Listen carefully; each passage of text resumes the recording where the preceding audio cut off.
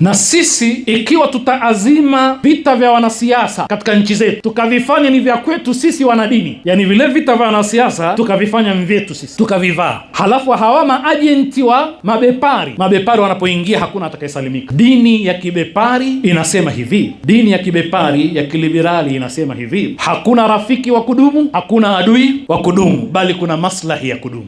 Sisi Waislamu na wasiokuwa Waislamu tumeshindwa kujua adui yetu halisi nani. Tunapambana wenyewe kwa wenyewe, lakini kumbe kuna adui wa ubinadamu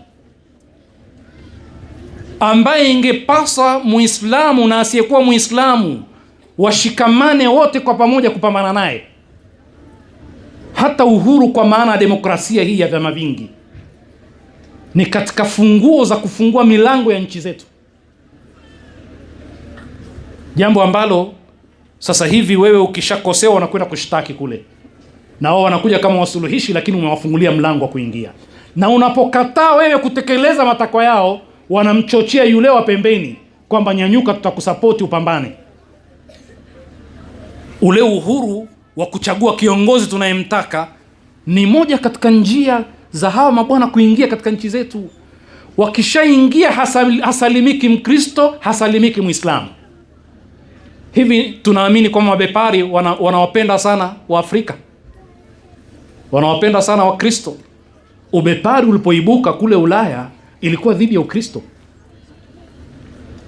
Mapinduzi ya Ufaransa yalikuwa dhidi ya Wakristo Makatoliki, na shiari yao ilikuwa uktulu akhir almaliki biam'ai akhir alqissisi, muweni mfalme wa mwisho kwa kutumia utumbo wa kasisi wa mwisho mlomuua, muweni kwao mfalme. Kwa hivyo makasisi na wafalme walikuwa kiwawa.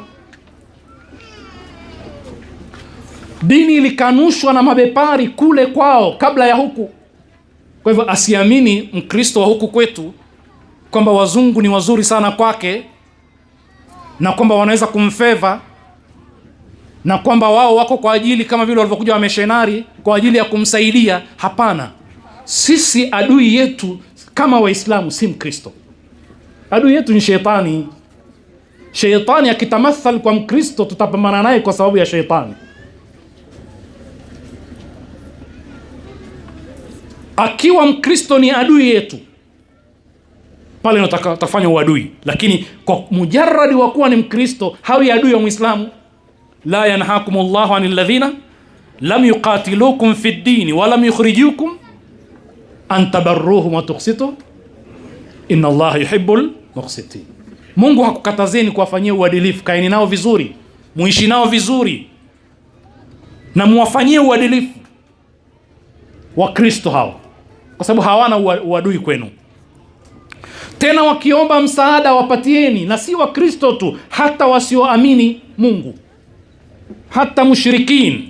Wa in ahadun min almushrikina istajaraka fa'jirhu hatta yasma'a kalam Allahi thumma ablighuhu ma'mana, kwamba mushrik akikutaka ulinzi na hifadhi mpe, na usikomee hapo, tumia fursa ile kumuelimisha haki, lakini vile vile hakikisha unamfikisha katika maamana yake, mahali pa salama. Sasa tunapoletewa sisi chuki za kidini, kwa mfano, kwani Ulaya ilisalimika na chuki za kidini? Marekani ilisalimika na chuki za kidini? Historia ya Ulaya imejaa vita vya kidini, watu wameuana, Wakristo kwa Wakristo.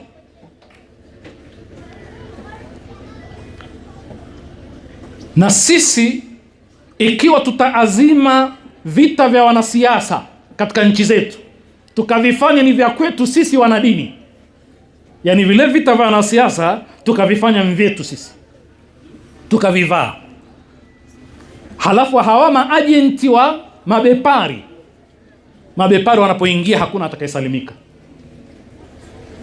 Dini ya kibepari inasema hivi, dini ya kibepari ya kiliberali inasema hivi: hakuna rafiki wa kudumu, hakuna adui wa kudumu, bali kuna maslahi ya kudumu. Sisi tusiwe kama wale ambao Imamu Ali aliwazungumza katika Nahjul Balagha alipokuwa akizungumza na Kumail, akamwambia katika maneno marefu yalotangulia, maneno ambayo tunayafahamu sote, tusiwe ni hamajun raau, watu ambao ni wajinga wapumbavu, ambao wanafata kila sauti wanaoisikia wao, wanaifuata andamane, wanakwenda tenda hivi, wanakwenda. Na tumefikia hapo leo hii.